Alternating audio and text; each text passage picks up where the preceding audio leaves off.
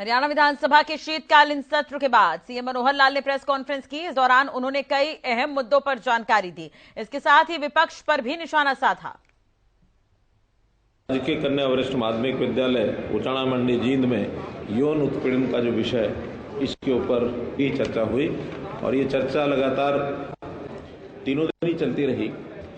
तो पहले दिन इस सारे की ठीक से इंक्वायरी करने के लिए एक सहमति बनी थी कि एक सिटिंग जज से इंक्वायरी की जाए हाई कोर्ट के, लेकिन बाद में कुछ सदस्यों के द्वारा एक सुझाव आया कि हमको विधानसभा के अंदर का विषय ये हाई कोर्ट के सिटिंग जज से नहीं कराना चाहिए। आज तक की कभी परंपरा भी नहीं है और हो सकता है कि क्योंकि कुछ ऐसे विषय पास्ट के भी बताए गए कि कोर्ट इसमें इंटरफेयर भी नहीं करता है, तो अंततः आज ही दोबारा बिजनेस एडवाइज कमेटी की मीटिंग करके और एक इंटरनल कमेटी शिक्षा मंत्री श्री कंवर पाल जी की अध्यक्षता में 5 सदस्यीय कमेटी बनाई गई है।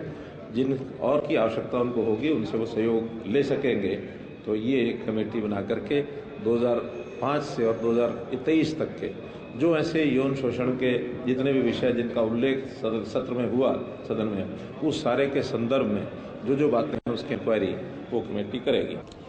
4 विधेयक ये भी पारित किए गए, जिसमें 2 फाइनेंस बिल होते हैं जिसके अंदर जो डिमांड्स होती हैं सप्लीमेंट्री डिमांड्स, और उसके अंदर एक विनियोग विधेयक अलग से भी रहता है। तो ऐसे दोनों विधेयक ये, और एक बकाया देय व्यवस्थापन संशोधन विधेयक जो हमने वैट का एक कंपनी वैट के जो सेटलमेंट का एक बिल पहले पारित किया था, उसमें डेट्स का कुछ अंतर रह गया था कि उसको लागू किया था 31 मार्च 2017।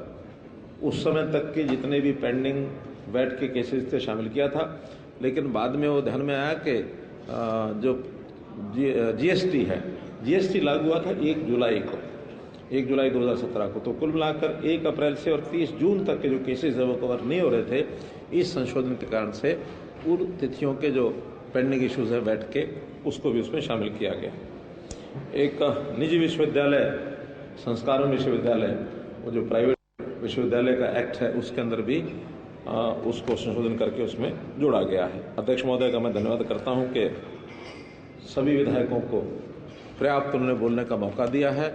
मैं आज सूची देख रहा था कि मंत्री और अध्यक्ष उपाध्यक्ष को छोड़ करके, मुख्यमंत्री मंत्री अध्यक्ष उपाध्यक्ष को छोड़ करके 74 विधायक थे। उन्होंने तो सब 74 का ही नाम लिख करके और बोलने के लिए अवसर दिया था। कुछ विधायक बीच में अनुपस्थित थे, उनको छोड़कर, और मुझे लगता है कि लगभग 68 के आसपास विधायकों ने बोलने के लिए अपना समय का इसका उपयोग किया है।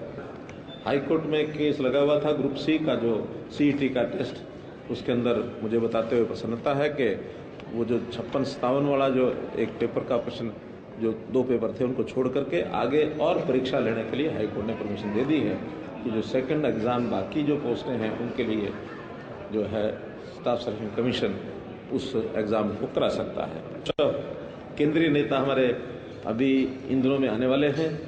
सबसे पहले तो जैसा श्रीमद् भागवत गीता के इस जयंती के अवसर पर, अंतर्राष्ट्रीय गीता जयंती का जो कुरुक्षेत्र में कार्यक्रम हो रहा है, उसके अंदर शुभारंभ उसका वैसे तो 7 तारीख को हो गया था, लेकिन विधिवत जो गीता जयंती के मुख्य कार्यक्रम 17 तारीख से शुरू हुए। 21 तारीख को भारतीय जनता पार्टी के राष्ट्रीय अध्यक्ष श्री जेपी नड्डा जी वो उसमें आएंगे। 22 तारीख को होम मिनिस्टर साहब वो भी उसमें आएंगे। 17 को वाइस प्रेसिडेंट उसके उद्घाटन के अवसर पर आए थे, और होम मिनिस्टर 22 को आने के बाद यहाँ चंडीगढ़ भी आएंगे।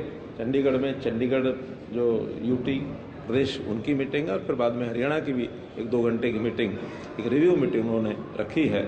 उसमें हरियाणा के अधिकारी और हम सब लोग उपस्थित उसमें रहेंगे। मैं उनकी बातों के ऊपर कोई टिप्पणी करने वाला नहीं हूं, और ना मुझे बताना चाहिए वो उस दिन मीटिंग में क्या रखेंगे क्या नहीं रखेंगे। कुल मिला के एक सुप्रीम कोर्ट का निर्णय, उसका पालन करवाना, ये हमारा सबकी एक महती आवश्यकता, हमारा दायित्व भी है। उसका पालन कराएंगे। और सुप्रीम कोर्ट के, क्योंकि ये केस सुप्रीम कोर्ट के अंतर्गत है, इसलिए किसी भी सब जुडिस केस के ऊपर इस प्रकार से बाहर बोलना, हाँ, जो दायरा सुप्रीम कोर्ट ने तय किया है उस दायरे के अंतर्गत हम बात करेंगे। हमने 6 ऐसे फास्ट ट्रैक कोर्ट रेप संबंधी केसेस को लेकर के हमने स्थापित कर दिए हैं।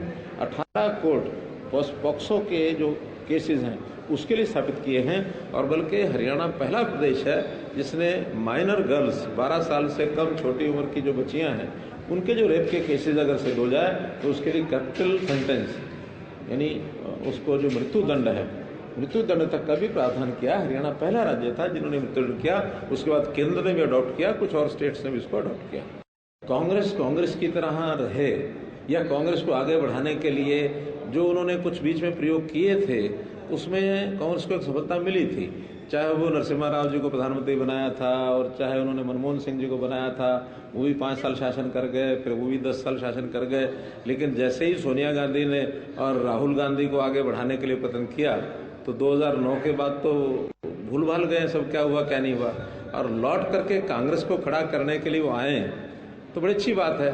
और उसके साथ साथ मैं तो अपने नेता प्रतिपक्ष को भी कहूंगा कि हरियाणा में कांग्रेस को जिंदा रखना है तो किसी और को आगे बढ़ाएं। अगर ये भी दीपेंद्र के पीछे लगे रहेंगे तो जैसे वहां हालत हुई यहाँ भी वैसे रहेगी।